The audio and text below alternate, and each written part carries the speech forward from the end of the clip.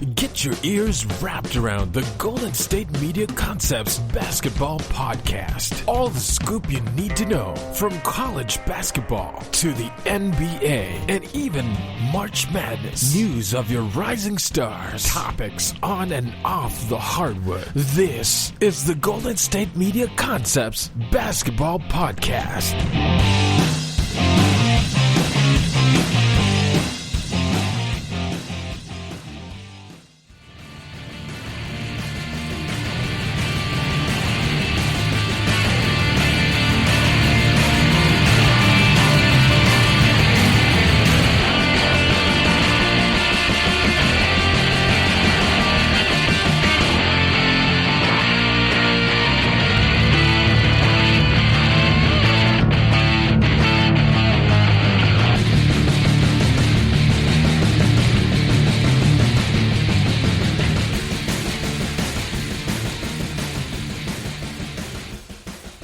All right, guys, welcome to the GSMC Basketball Podcast. I'm your host on Mondays, on Thursdays, Casey Foreman. Welcome to today's episode. This episode is brought to you by the GSMC Podcast Network. Yeah, guys, like I said, welcome in. A whole lot to talk about in the world of basketball. We finally have some concrete details as to the start of next season, when that will be. It's looking like December 22nd will be the official start date. We've been discussing this for a couple of weeks now, I think, on the podcast. So I'm glad to finally be able to report that. That is what I want to start out with today. Obviously, the most recent news, most relevant news, that is the highlight of today's podcast. After that, I want to take a look at what some comments on what the commissioner of basketball, Adam Silver, I want to discuss some comments he had on the Golden State Warriors. So Adam Silver's comments on the Warriors regarding their contention for the title.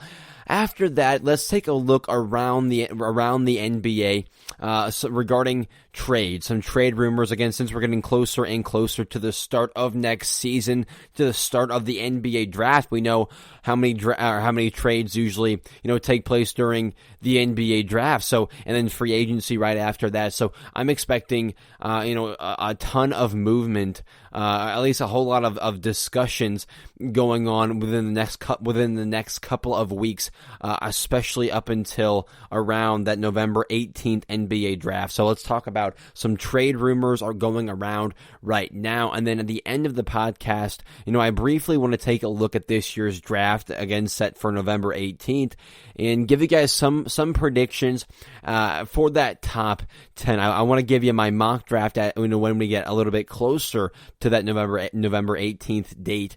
But as of now, at the end of the podcast, I want to discuss some predictions I have for this year's draft, some draft talk at the end of the podcast. A whole lot to discuss today.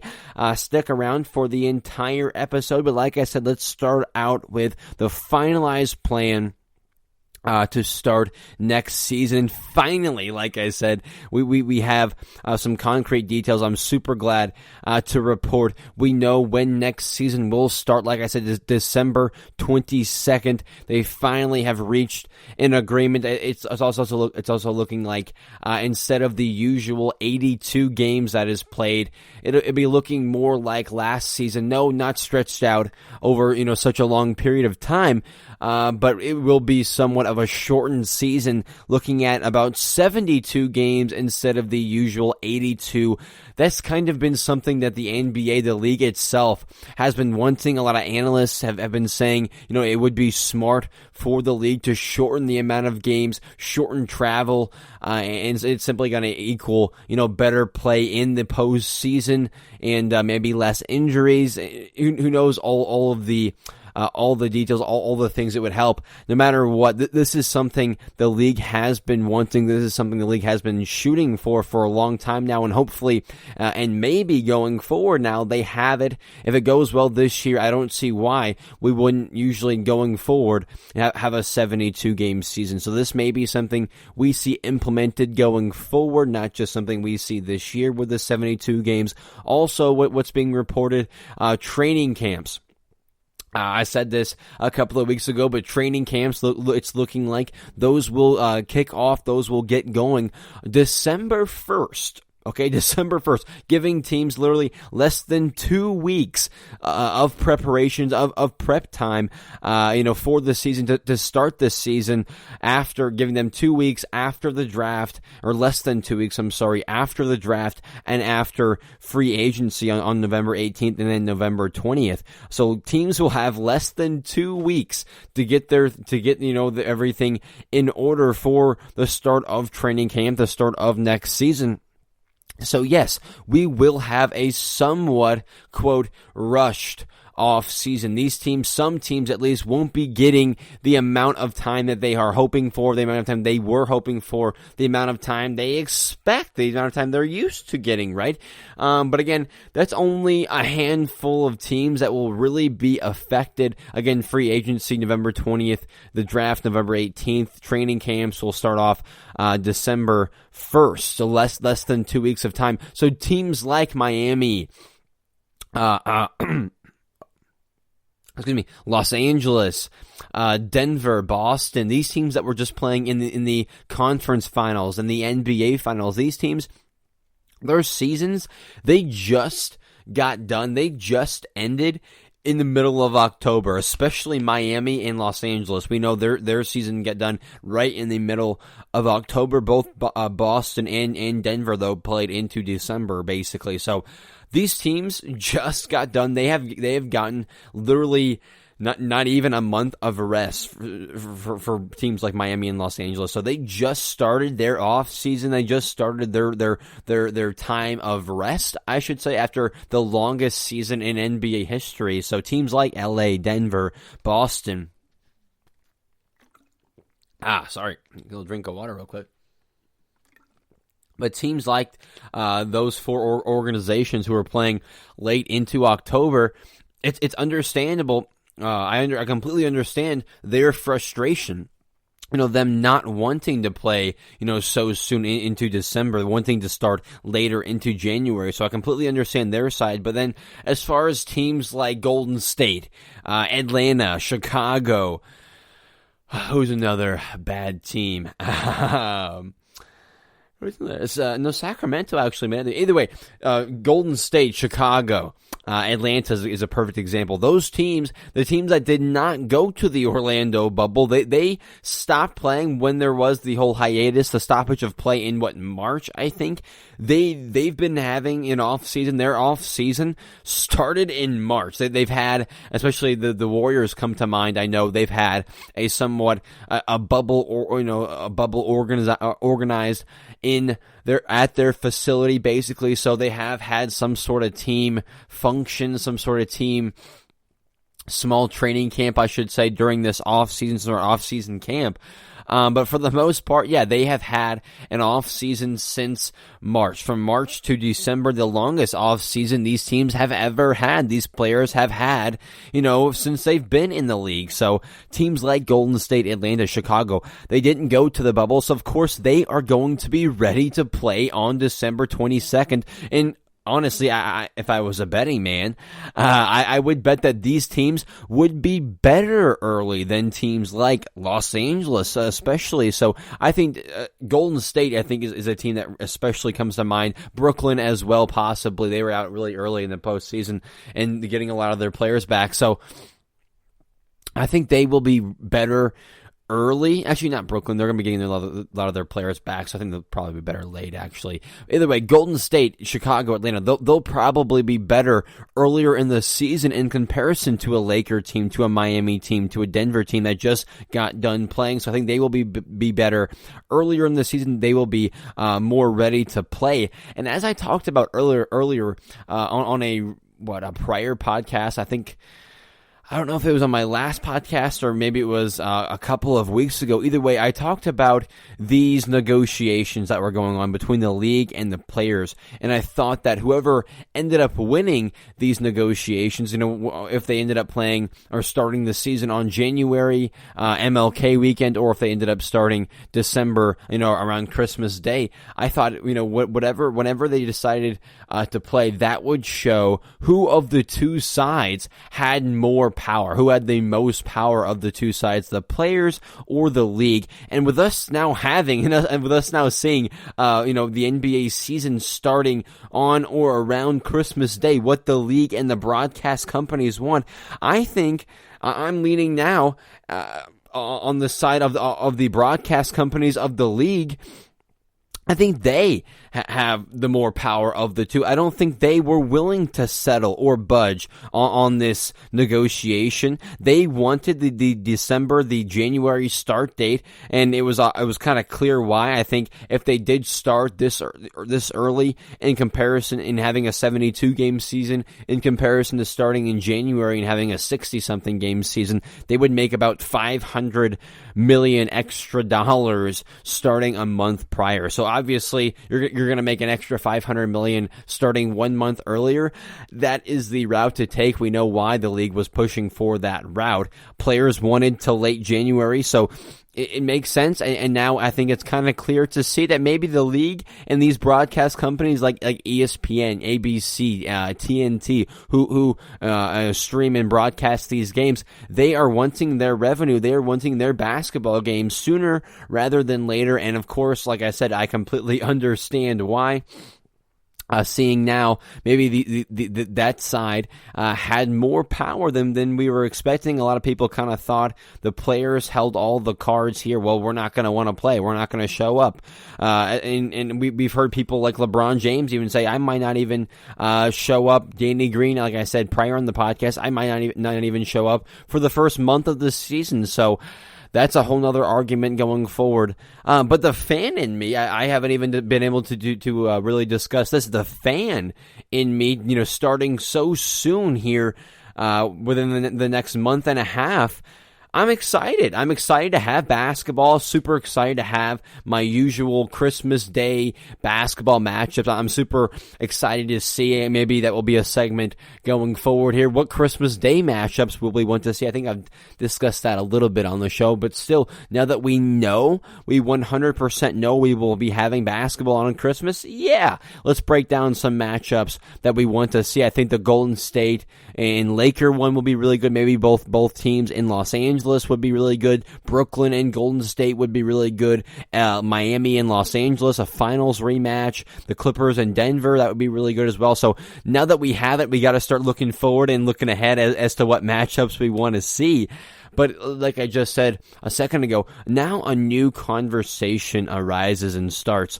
Will we see star players that were playing into October in the conference final and in the NBA final? Will we see some star players sitting early? LeBron has said publicly, I think on his HBO, what is it called? The the shop or something, right? So I think he said on there, I know it was publicly, I think it was on his HBO show.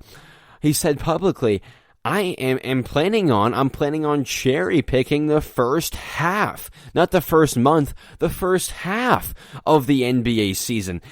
That is not what you want to hear if you're the NBA, if you're Adam Silver, if you're the broadcast companies like ESPN. You don't want to hear, in prime time airing that Los Angeles Laker game that the star player in the entire league won't be playing. That is exactly what you don't want to hear if you're Adam Silver. So I think that now will be another controversy, another discussion. Now, will we be seeing these players sitting out because they aren't ready to start so soon? Or like LeBron said, will we be seeing players cherry picking, only playing when they want to, only playing because they're still prepping, they're still rehabbing from last season? So that's a whole nother discussion, and I know the league does not want that, but somewhat expect that going forward. Will we see more injuries as well? That was a known factor for the NFL. We saw more injuries with no preseason, with no training camps. The NFL experienced more injuries, soft tear injuries, than they are expected to. So will we see that taking place in the NBA now, with there being one of the shortest off seasons after one of the longest, if not the longest season in NBA history? That has got to be a concern now.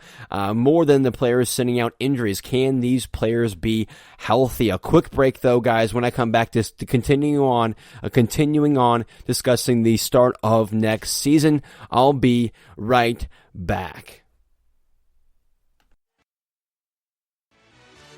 Are you looking for the very best NFL and college football podcast? Then check out the GSMC Football Podcast. Get the latest football news both on and off the field. From the NFL Draft to trades to the rumor mill to the NFL Combines. They got you covered. That's GSMCpodcast.com/football-podcast. Get updates on college rivalries, game day insights, and much, much more. It's football talk the way you want it. This show eats, sleeps, and breathes football. Don't forget to like them on Facebook and follow them on Twitter. Visit GSMCpodcast.com for more info.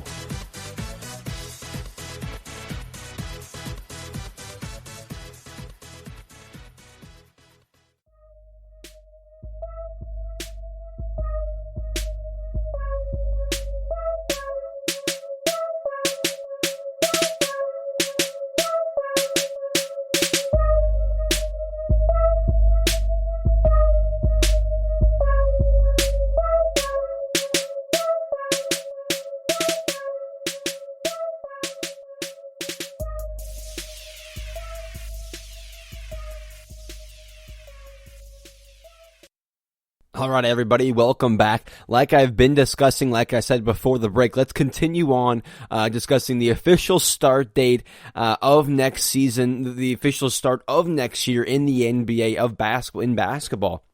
Like I said, with us having the longest NBA season in history, and now we will be having, at least for Los Angeles, for Miami, for Denver, for Boston, they will be having arguably the shortest off season after their longest season ever. So, one of the biggest concerns for me now going into the season, looking at what happened with the NFL, are soft hair injuries. That is exactly what the NBA does not want to see, even more than players sitting out. We saw it happen. Some soft hair injuries happened to Klay Thompson, Kevin Durant.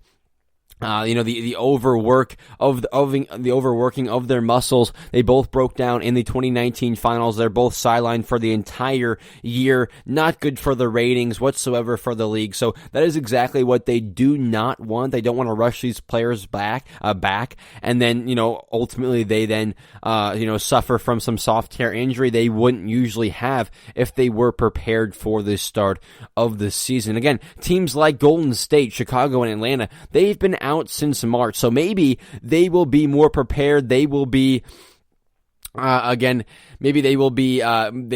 obviously had more time to prepare, so hopefully they have taken advantage of that time and they will be ready for the official start date. But for these players who haven't had the proper time to rest and rehab, that's the only worry that I do have, the overworking of those muscles, and then ultimately the injuries, which would then sideline them for an extended amount of time. So that's a big concern going forward for them. So multiple concerns with players sitting out with injuries with the short off season. But on the bright side, not I don't want to compare it too much to the NFL, because the NBA, they will be having a handful of preseason games. Like I said, they will be having training camps that get going on December 1st. So they will be taking more preparations to the start of the season in comparison to the NFL, who simply basically had a couple of practices and then jumped right into week one of the season. So the NBA having a couple of preseason games, having the training camps almost a month or 3 weeks before the start of the season. Hopefully that gives them, the proper preparation, so we won't see as many injuries that we have seen, in football. But man, multiple conversations, multiple concerns, coming up now with the shortened off season. And ultimately, like I said, the players that have been off, I think they will be more rested and more ready to play. Will that equal more lopsided games, early on in the season? Will that equal, like I said, the stars not playing? So will that hurt their ratings as well? The lopsided games with stars not playing, will that hurt the ratings? So will that, continue to, will that lead to the loss of more revenue? So doing what you're doing, wanting more revenue, that extra $500 million, when ultimately you might not even have players on the court, so you might hurt yourself more than helping. I'm not sure. Again, I'm not an accountant. I'm not a math whiz. I'm not a stats whiz or anything like that. So maybe they've crunched all the numbers, and no matter what, they're going to make more money by starting that early. But either way, I know for a fact it will hurt ratings if your star players are not on the court, if your players are getting injured, obviously. So the purpose of coming back early, obviously that extra $500 million, but with the lack, with everything that's going on, will that equate to low ratings, low revenue, which again, lack of revenue? So again, maybe they've crunched all the numbers, and no matter what, they're gonna make a profit here. Hopefully, teams can follow on their needed transactions, follow through on their needed transactions in the week and a half that they do have with the draft, free agency, and then start of training camp. So hopefully, teams can take advantage. Hopefully, we know these conversations like free agency and drafting players. We know that these conversations happen before draft night, before the start of free agency. So hopefully these conversations have been going on. I'm guessing they have been. We know how this stuff works, obviously. So hopefully they have the amount of time that hopefully they can do what they need to. In the amount of time that they do have, it being over just about a week and a half. And with the start date of the season now being in place, December 22nd, the NBA draft being on November 18th, free agency being on November 20th, expect more and more talk, more and more rumors to come around to be discussed as we get closer and closer to that start date. Also, like I said earlier, what Christmas Day matchups should we be looking forward to? What Christmas Day matchups should we be expecting? We know opening day will be on December 22nd, but I know we're going to have it on the 25th. What would be the best matchups possible? And will all stars like LeBron James be playing when the ball meets the court on December 22nd? Those are the questions I do have, but we do have, just over, listen to this, just over a month until tip off of next season. So completely excited for that. Cannot wait for that. Just hope teams can get the proper preparation and get what they need done, in that small amount of time that they do have. That's my only concern. However, super excited. The fan in me is super excited to have basketball back in just a little bit over a month. Let's segue now. Let's transition to the Golden State Warriors, a team that has been in the news a lot, a team that I have been discussing a whole lot recently.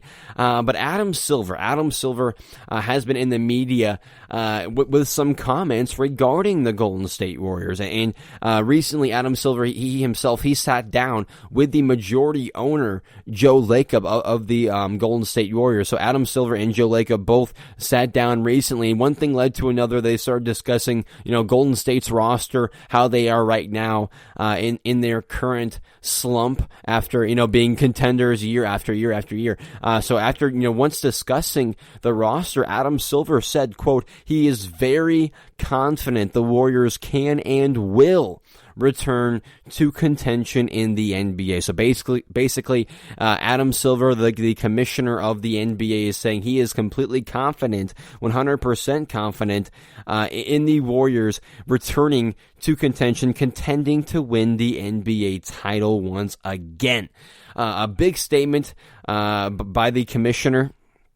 And quite frankly, I'm not really surprised by it, because if you've been listening to me here at GSMC, I've been saying it for a while now here at GSMC. Golden State might be, if not is, the team to beat next year. And honestly, it isn't hard to see why the commissioner, why Adam Silver said these things. If you've been watching, if you've been, paying attention, if you've been a fan of the NBA over recent years, the last 5-6 years, if you've been watching basketball over the last recent years, you've been watching, you've seen the Warriors climb, you've seen their climb to dominance. You've seen them from being, yes, they're a pretty good team, man, those guys can shoot. Steph's a pretty good point guard, right? Those guys can shoot.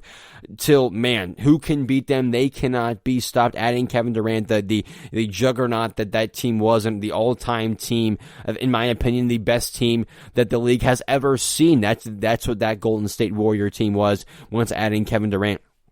So if you've been watching basketball, my main point is you've seen their climb, their rise to dominance, to stardom. They won a championship with and without the help of Kevin Durant. They've won it with and without Kevin Durant. The core team, the core foundation group of the Warriors, of Steph, Clay, and Draymond, that team is still together, I should remind you. Those players in Steph, Clay, and Draymond, and then the coach who put everything together. We know what's his face? Mark Jackson, who was a very good coach, and he basically, it seemed like he had a ceiling with this Warrior team. As soon as Steve Kerr stepped in, as soon as his game plan was implemented, we saw this team winning a championship. So not to mention, you don't want to forget the talent of Steve Kerr, the coaching that he does in fact have, but the foundation, the main point is they still have the trio of Steph, Clay, and Draymond. In my opinion, those three players are all three in the primes of their careers, at least at the tail ends of their prime. I think Steph, despite breaking his hand, will come back better, or as good, maybe in that MVP stride, MVP-like season that he had a couple of years ago, before the KD came and joined the Warriors. So I expect Steph to be back at that level of play. Klay Thompson as well. The last time we saw Klay playing in the 2019 finals, he was averaging over 27 points per game, over 50% from the three-point line. So we were seeing the best we've ever seen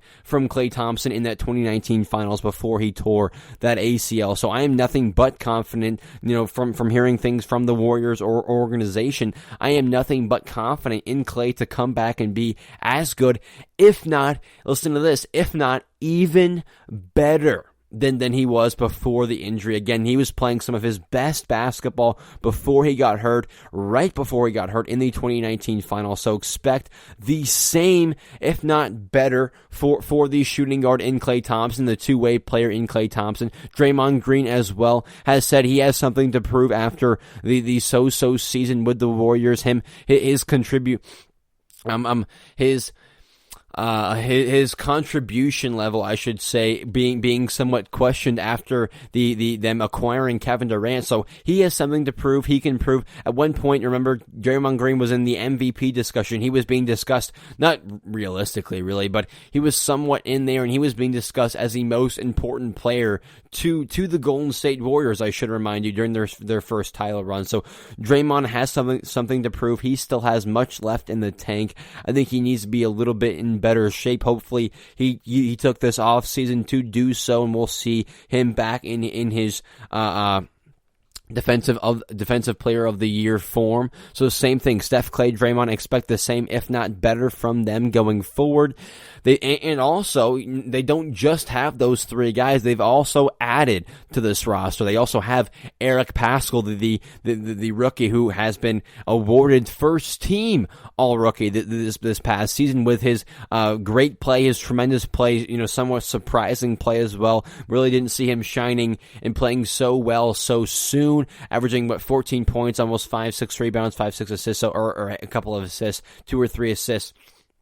Could spread the floor and shoot the three ball as well. Could facilitate, guard multiple positions. So Paschall, definitely in upside, is playing better sooner than you thought. They also just acquired a piece in Andrew Wiggins, okay? Yes, no matter how you feeling on Andrew Wiggins, everyone has an opinion on the contract. We can all agree, yes, he is overpaid, okay? No one likes the contract that he does have. No one agrees with that. No one likes that. But one thing you can't argue argue with is his stats. He is a career 20 points a night scorer. So every night, more likely than not, he's going to get your team 20 points. Also, he showed great promise defensively in Golden State. As soon as they traded for him, they told him, hey, you gotta highlight that end of the court, something you haven't taken serious so far in your career necessarily. You got potential, you got length, you got size, you got speed.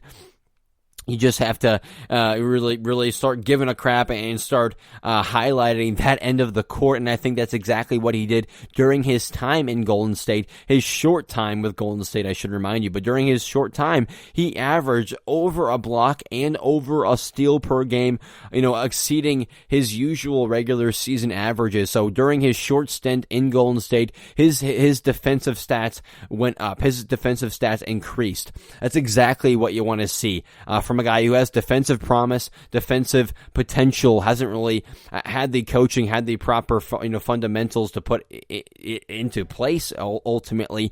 So Wiggins is showing exactly what you want. He was scoring about 19 to 20 points a night as well in Golden State. So he was showing exactly why they traded for him. They needed a wing with defensive promise who could still score the basketball and spread the floor. They got exactly that with Andrew Wiggins. They also had, like I said, a rookie, a very young player in Eric Paschall. Wiggins, a very young player as well. So they have Wiggins to be their fourth guy, Pascal to be arguably their fifth guy. This team is continuing to get better. Also, like I've been discussing on this podcast for a while now. Oh, shoot. I just went over the 30-minute mark. I need to take a quick break, you guys. My second break of the podcast. When I come back, we will continue discussing Golden State. Will they be on the rise to contention? Will they be contending again next season? I'll be right back. But continuing on after the break. Don't go anywhere.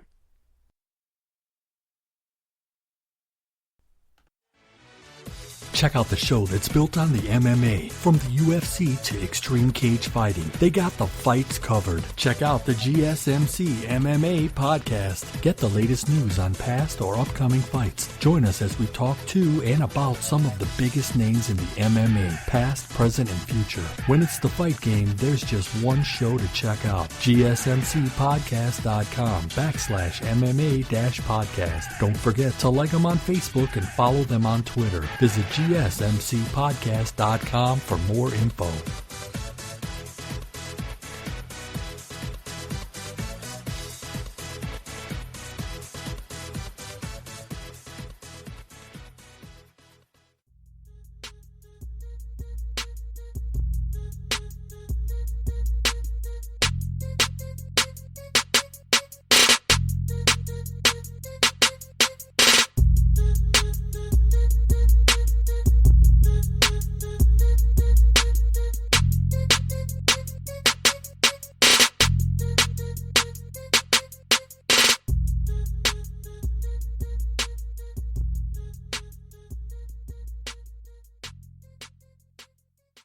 All right, guys, welcome back. Like I said before the break, let's continue on discussing Adam Silver's comments regarding the Golden State Warriors, them being back to contention maybe as soon as this year. So, like I've said, this team still has their core group of Steph, Clay, Draymond, Steve Kerr. They've added pieces like Andrew Wiggins, Eric Paschall, and like I've been discussing on this podcast for a while now, quite honestly, since they received this pick, I should say. So they also have the number 2 pick in this year's draft. So they've added Wiggins, they have Paschall, they still have their group together, and they have the second best pick in the NBA draft.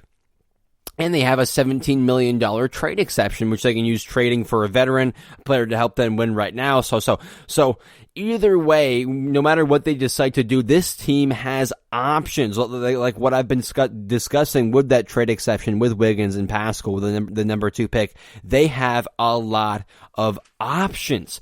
We need. Honestly, I don't say we need. I need to hear a little bit more from the organization, the Golden State front office. But we keep hearing mixed signals, quite frankly, about what they intend to do I've heard from Golden State, I've seen from Golden State, I should say, they're working out multiple potential draft picks in LaMelo Ball, a point guard, which in fact they don't need whatsoever. So I've seen them working out players like Ball, Danny Advija, what's his name, James Wiseman, and more players. So I've seen the Warriors working out multiple rookies, and honestly, we've been hearing, a team, obviously this team ready to win now. So seeing them prepared to potentially draft and develop a young player, that doesn't really sit right with me, and that doesn't really correlate with me as trying to win right now, as far as putting your best efforts to try and win right now. Yet we also keep hearing, we keep hearing, Steph is still in his prime. Again, Clay is still in his prime. So we're expecting, these guys to come back and contribute right away. So again, what is the whole point? What is the deal with working out Ball, working out Advija, working out Wiseman, when all we've been hearing, all these smart analysts like myself, but other people as well, keep saying, you gotta move it for an all-star, you gotta move it for a guy to help you win and contribute right now. What if these players don't pan out the way you hope for? Again, Steph is in his prime, Clay is in his prime, coming back better than ever. Expect the same for Draymond. Expect monster numbers from that all-star duo next season. That's another thing I want to discuss, not today, but going forward. Expect monster numbers from the Splash Brothers, from the all-star duo in Steph and Clay. I think they're going to have monster seasons next year, both coming back from injury. I should remind you, the last time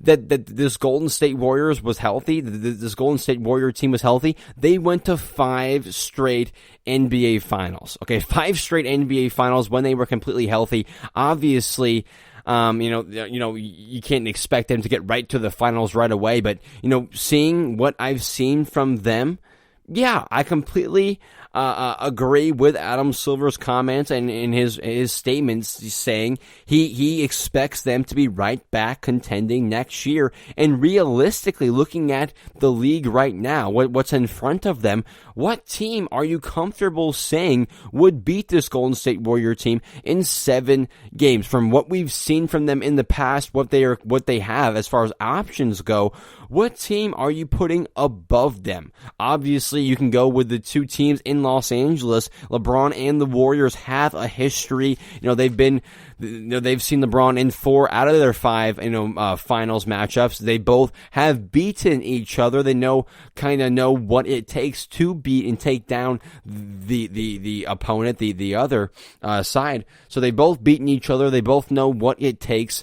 The Warriors also, I think, would struggle with Anthony Davis, his size, his skill set. Also, the last time we saw this Warrior team face off against the Clipper team in the postseason, at least, it was before the addition of Kawhi Leonard and Paul George. It was also before Kevin Durant left, but we saw this Clipper team, or that Clipper team, take the Golden State Warriors to 6 games. So I know that would be a very interesting matchup, a very interesting series. The Clippers in Golden State would definitely, just what we've seen in prior years. And then as far as LA and the Warriors go, again, they wouldn't be able to deal with Anthony Davis and his size, but the Lakers would have great struggle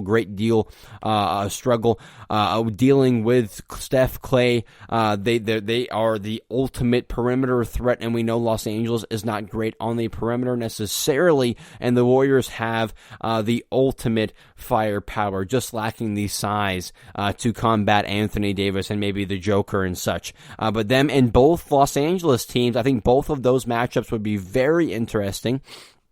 Besides those 2 teams, besides that, who else do you think would really challenge this Warrior team? Houston has never proven, capable of beating them. The Trailblazers don't even compare. They faced the Warriors without Kevin Durant in the postseason in 2019 and got swept. So the Trailblazers, Houston, They don't seem capable whatsoever. Denver is improving, but still so young. So too young, I think, to beat a veteran team like Golden State. Milwaukee with Giannis, they can't even get out of the second round, let alone make the finals. What about Kevin Durant and Kyrie Irving? Okay, in Brooklyn, I think if they do in fact click and play well right away, I do in fact think they could be the biggest threat to the Warriors. Besides that, this roster isn't done being put together, and they know they should be a championship level team.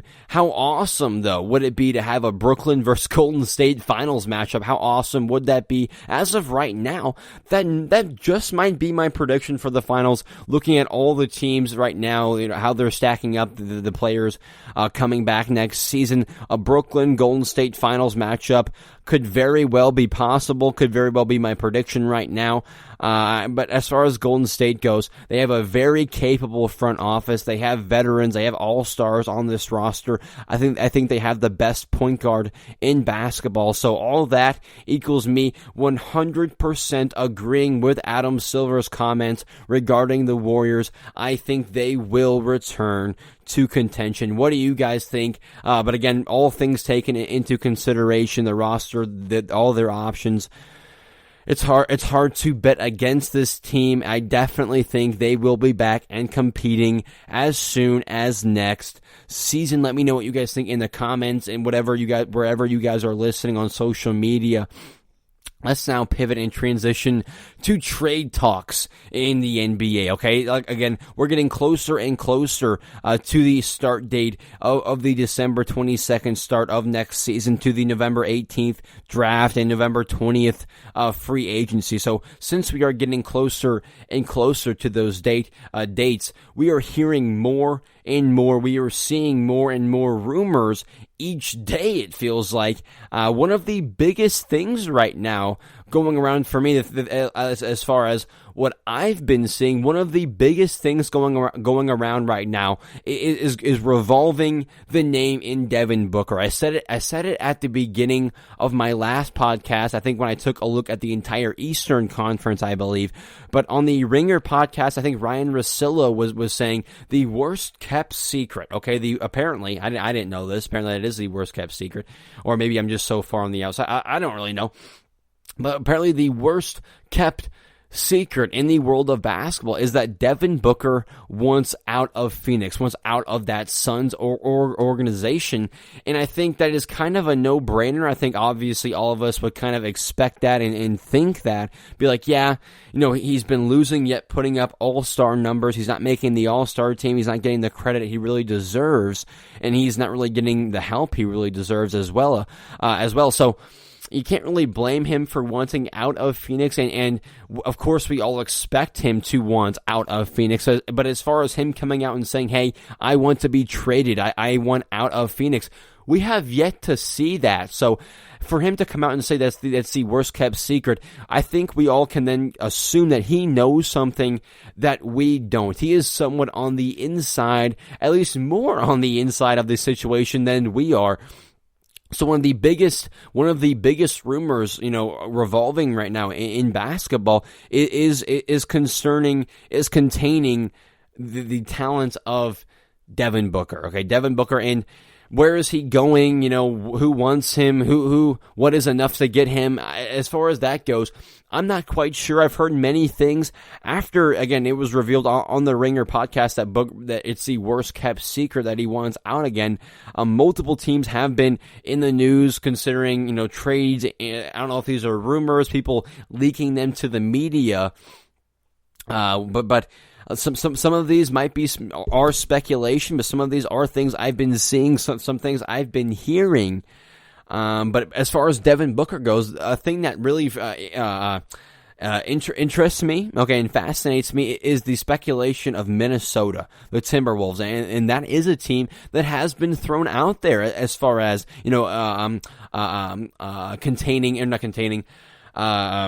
what's the word? Getting Devin Booker.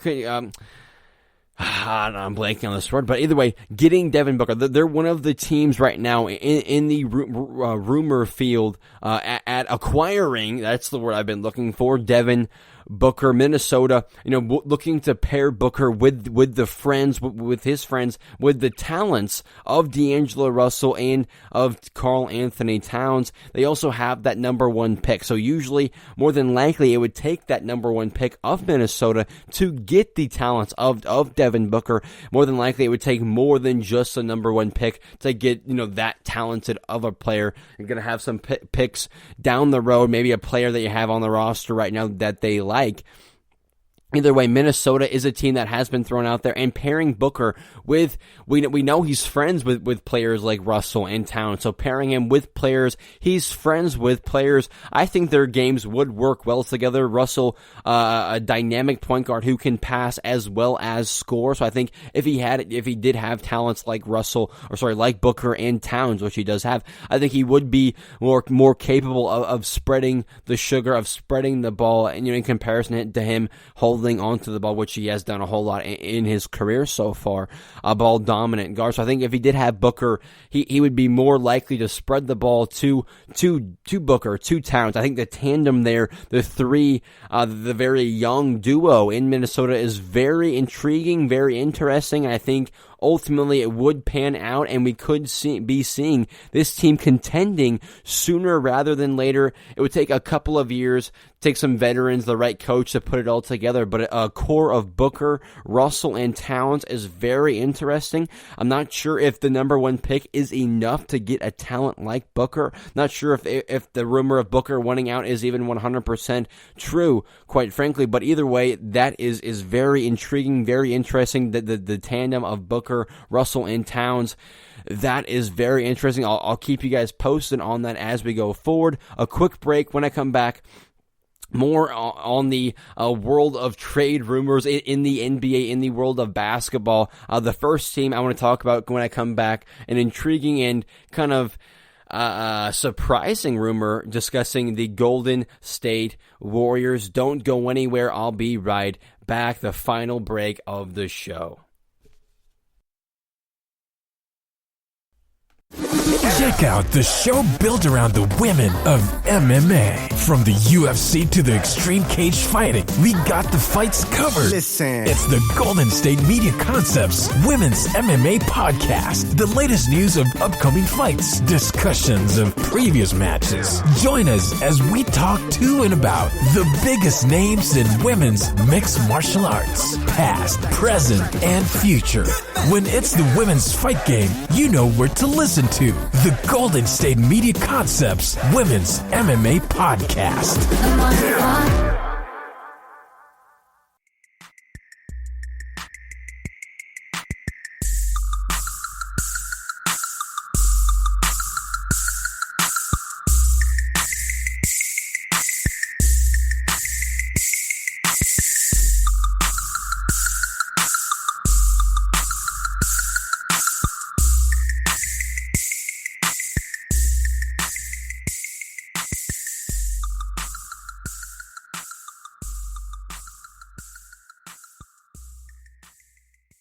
All right, guys, welcome back.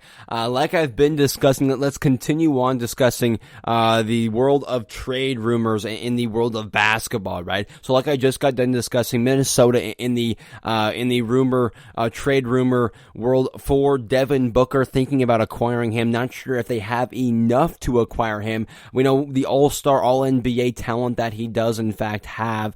They do have the number 1 pick. Is that enough to get Devin Booker in Minnesota? Can they put that trio together that they're looking to get together of Booker, Russell, and Towns? But let's move on from that. I think that is a somewhat realistic trade, but I'm not sure if Phoenix is ready to get rid of, to depart with the talent of Devin Booker. Another trade that is very intriguing and interesting to me is Golden State. They have been rumored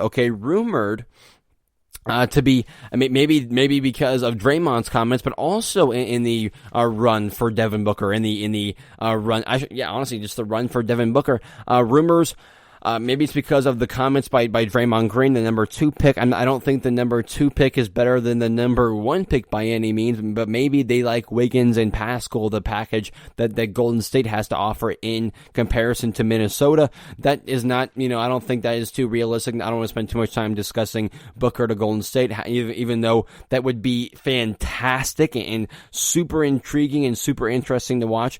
But I think the more realistic option for Golden State with that number 2 draft pick, LaMarcus Aldridge. Okay, LaMarcus Aldridge, I've been saying this for a while now. I said it in the Western Conference, in me putting myself in the GM position looking at the Western Conference. I said, looking at the San Antonio Spurs, if I was the Spurs, I would depart. I would move off both LaMarcus Aldridge and DeMar DeRozan.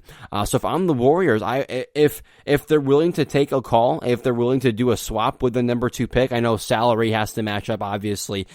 But hey, if they're willing to take a call, LaMarcus Aldridge for the number 2 pick going to the Warriors, I think he would fit very well in Golden State, and I think that would fit very well as far as the long-term plans for San Antonio. You just missed the playoffs for the first time in 2 decades. Start the reboot. Obviously, the tandem of DeRozan and Aldridge is not going to get you to a championship. Trade them while their stock is somewhat high. Start the reboot relatively early instead of too late, right? Another team in the rumor mill, the Milwaukee Bucks. We know this team has got to improve if they want a chance to extend Giannis Antetokounmpo long term. So we know that this team has got to improve if they want to be relevant for the next 5 to 10 years. And they are reportedly interested in trading for Sacramento's Bogdan Bogdanovic, and then they're also apparently willing on accepting and taking on the contract of Harrison Barnes. So they're interested in both Barnes and Bogdanovic. I think both those players, both very good, both would help this Bucks team, but not enough as far as them competing and winning a championship. I think they need a skill set level of more of a Chris Paul, Drew Holiday. I think they need a player like that. Either way, both players, in Bogdanovic and Barnes, both really good players, but in my opinion, not enough to get it done. Not enough to sign Giannis long term. If you are Milwaukee, need a little bit more than that. There's also still been some talk discussing the Los Angeles Lakers and Chris Paul. Maybe Kyle Kuzma, Kentavious Caldwell-Pope, Danny Green, and some picks down the road. Maybe that is enough to get the all-star guard in Chris Paul. I'm not sure it is, but maybe they're higher on Kuzma. Maybe as far as everything that they're being offered, maybe that is the best package available. So we're still hearing rumors regarding Los Angeles and Chris Paul. Drew Holiday is still out there on the market. Someone I'm super surprised to see New Orleans shopping. I think he's a great player. He's a great two-way player, a veteran guy. So he's a player you want to have on your roster, especially if you have a group of young players like they do in New Orleans. So I don't understand. It seems like he's always in the trade. In trade talks, in the rumor mill somewhat, so I've never understood when I heard it in the past, and I still don't get it now. He's a great player on both sides of the floor. Either way, it seems like he is available, and I would love to see teams like Miami, Milwaukee, Golden State, the 76ers as well. I would love to see all of those teams get involved, make a run for the two-way player in Drew Holiday.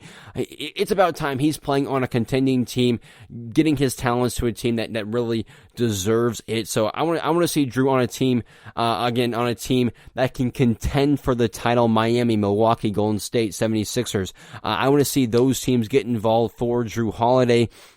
One trade that does really excite me, a trade that I've been looking at, is one that involving Phoenix and the Cleveland Cavaliers. It would send Kevin Love and the Cavs' number 5 overall pick to Phoenix for Kelly Oubre Jr. and their number 11, their 11th pick in this year's draft. For Cleveland, I think it makes sense. You clear your cap space, and you get a pick. Again, you're going to have to give a little bit if you want, Phoenix to get that contract, to take the contract of Kevin Love, the max contract of Kevin Love. So Cleveland clears cap space. You get, a number 11 pick.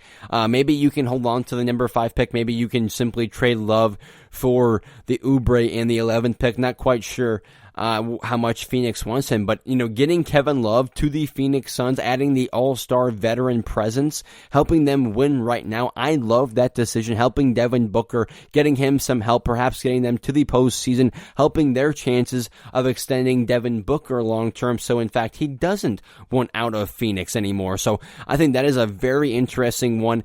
Kevin Love to Phoenix. Either way, there's a lot of talk. There's a lot of rumors going on right now in the world of basketball. Expect more going forward as we get closer to the start date in December, to the November 18th draft, November 20th start date of free agency, December 1st start date of training camp. So as we get closer and closer, expect more and more rumors to come about, to be in the media.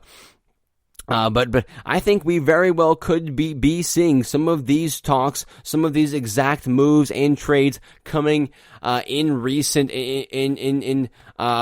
coming soon, I should say. So sooner rather than later, I think we will be seeing a lot of these trades. Again, Kevin Love to Phoenix is very interesting. Where is Drew Holiday going to end up? Where is Chris Paul going to end up? What can Milwaukee do to help their chances of keeping Giannis? All very interesting. Let's now segue. Okay, I know the free agency is November 20th, but the draft is November 18th. Technically, that is the next event in the world of basketball, the NBA draft. And really quickly, in the next 5 to 10 minutes, I want to discuss my prediction for roughly the first 10 picks in the 2020 NBA draft. And again, the draft is set to kick off on November 18th. There really isn't, like I've been discussing, there doesn't really seem to be a clear choice for that number one overall pick. But I do want to give you guys my full and official mock draft. I do want to wait another week or so, continue to analyze this draft, wait until a little bit sooner till that November 18th date. So my full mock draft is coming. But at the end of the show, really quickly, I want to touch on some thoughts, on some predictions of mine for the top 10 picks in this year's draft. Let's get going. Not too much time left in the show. For the number one overall pick, I think the Minnesota Timberwolves need to keep the number one overall pick and draft Anthony Edwards. They need scoring. That's exactly what he can bring to the table. I'm not in love with his percentages, but he can score. He can create for himself. He also has potential on the defensive side with his size.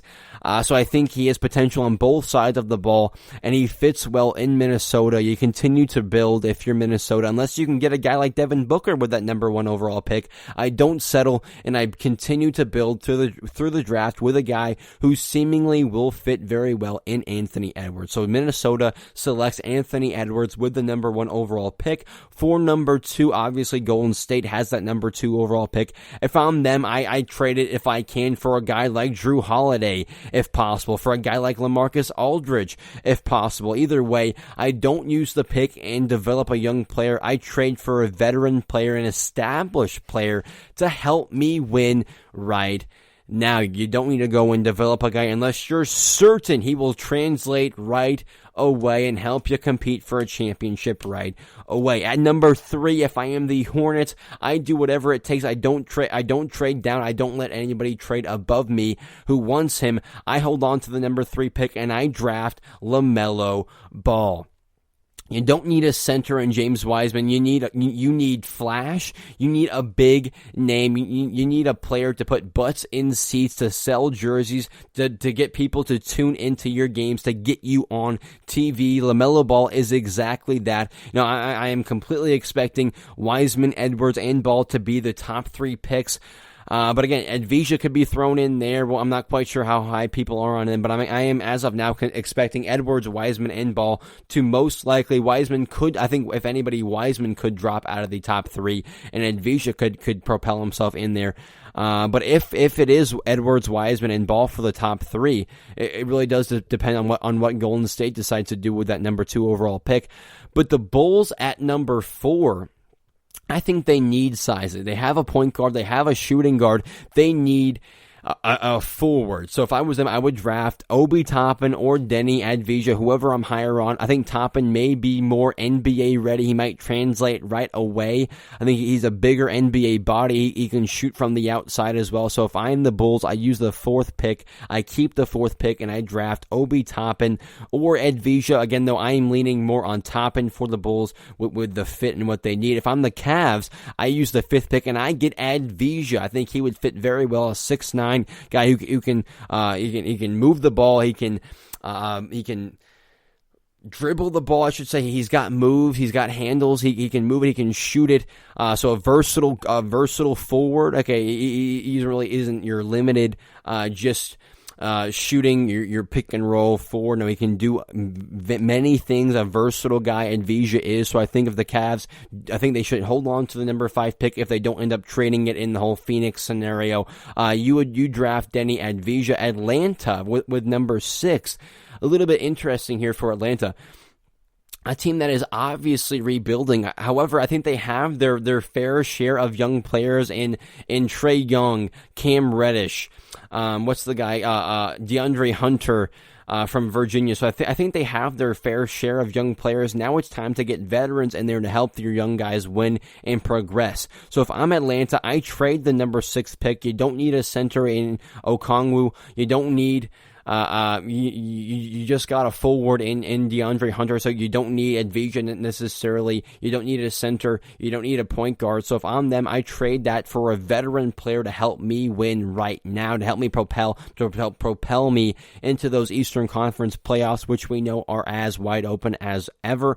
The Pistons, I think the Pistons with number 7 should either draft Killian Hayes or Cole Anthony. Both are point guards. It really depends what point guard they are higher on. Either way, they need to take a point guard, get their franchise guy in there. You take Killian Hayes or Cole Anthony, whichever point guard they prefer. As far as the 8th, 9th, and 10th picks, really not sure as who will go 8th, 9th, and 10th. We'll see what New York, what Washington, what Phoenix do. I think when it's all said and done, Phoenix and New York will not have those picks. I think Phoenix will trade out, and I think New York will do whatever it takes to trade up. So we'll see what New York, what Washington, what Phoenix end up doing. As far as the top 10 goes, those are some brief predictions. That is what we will see more than likely on draft night. Anthony Edwards goes number 1. Warriors need to trade out, get a veteran player. LaMelo Ball needs to go to Charlotte. And then after that, it really depends on who is high on who likes who. Again, not really a clear choice at the number 1 overall pick. So we could see a draft that is completely unexpected. We could see moves that we completely do not expect. Watch out, the draft is set for November 18th.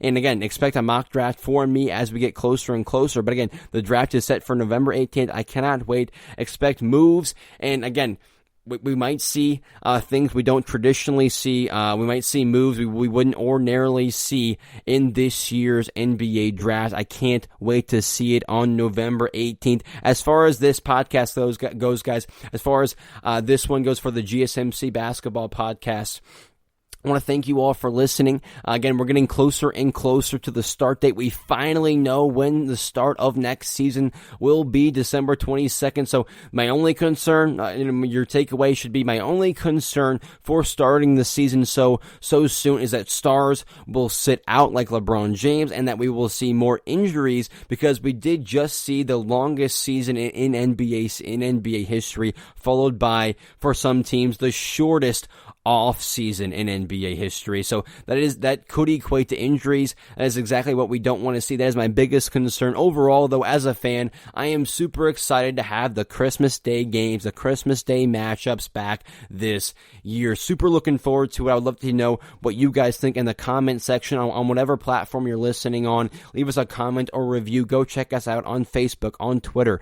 Let me know what you thought of this podcast, what you think of the podcast in general. Again, though, that's going to be it for this episode. I'll see you guys on Thursday. You've been listening to the Golden State Media Concepts Basketball Podcast, part of the Golden State Media Concepts Podcast Network. You can find this show and others like it at www.gsmcpodcast.com. Download our podcast on iTunes, Stitcher, SoundCloud, and Google Play. Just type in GSMC to find all the shows from the Golden State Media Concepts Podcast Network. From movies to music, from sports to entertainment, and even weird news. You can also follow us on Twitter and on Facebook. Thank you, and we hope you have enjoyed today's program.